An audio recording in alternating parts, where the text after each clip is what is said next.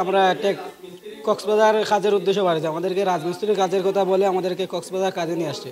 বলছে যে কক্সবাজার বিশ্ব রোড নামার লাগে। আমরা এখানে গাড়ি থেকে নামছি, তো অল লুক দিছে। অল লুক দেওয়ার পরে আমাদেরকে রিসিভ করছে। রিসিভ করার পরে আমাদেরকে হোস্টেলে না ভাত খাওয়াইছে। ভাত খাওয়ার পরে বলছে ওর ইঞ্জিনিয়ার নাকি আসবে।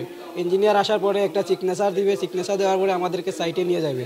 তো ওইটা করে একটা লুক আসছে, তো আমাদেরকে গাড়ির 2টা করে নিয়ে নিছে। নেওয়ার পরে আমাদেরকে বলছে 5 মিনিট 10 মিনিট করে বলছে নিয়ে আমাদেরকে পাহাড়ি অঞ্চলে ঢুকাইছে। ঢুকানোর পরে একটা ঘরের মধ্যে ঢুকাইছে। একটা ঘরের মধ্যে ঢুকানোর পরে বলছে ওদের বস আসলে একটা না একটা ফয়সালা হবে। আমরা কই যার মুখী না যাবো, একটা ফয়সালা হবে। তো জি না, আমাদেরকে কোনো মারধর করে নাই। জি না, টাকা পয়সা কিছু চায় নাই। আরে জি না, আমরা চিনতে পারি নাই। আমাদেরকে বলছে এরকম একদিন এক রাত রোয়ার পরে ওদের বস আসছে। বস আসার পরে বলছে আমাদেরকে মালয়েশিয়া দিয়ে দিবে।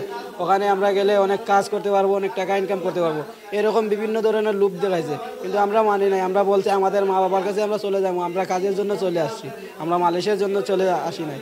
ওটা বলার পরে আমাদেরকে ছাড়ে নাই।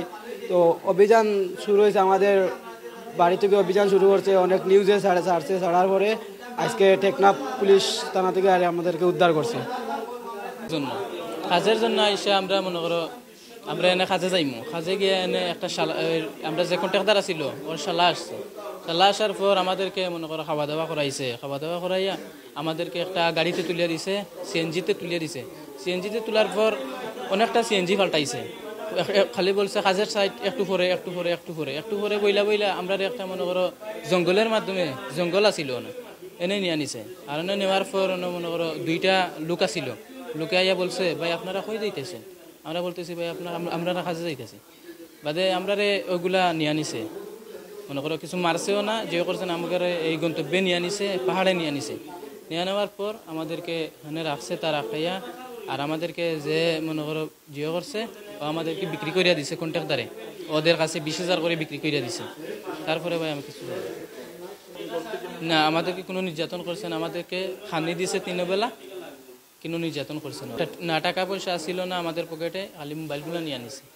শহীদুল নামে এক ব্যস্তরে ছিল চট্টগ্রামে। এর সাথে আমরা কাজ করছি 2 মাসের মতো।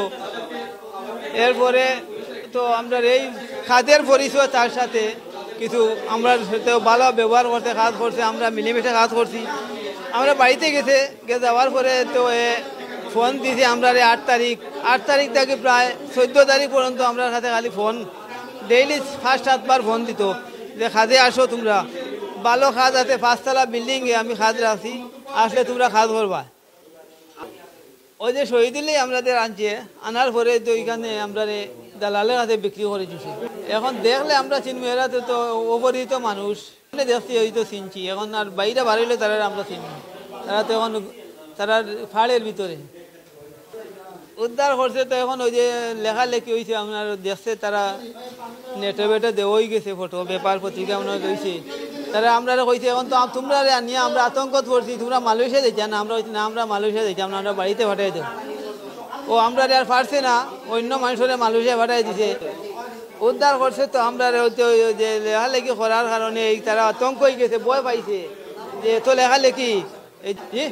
পুলিশও তো ফুঞ্চি চল দিছে, তারাও কইছে যে পুলিশ আসা যাওয়া করে তোমরা জন্য। ও আমরা ছাড়িয়ে তারা দিলাইছে রাত্রে, কইছে আমরা এখন পুলিশে আমরা ধরে নিব, আর তোমরাও যাও গিয়া, তোমরা যাও ও আমরা ছাড়িয়ে দিলাই।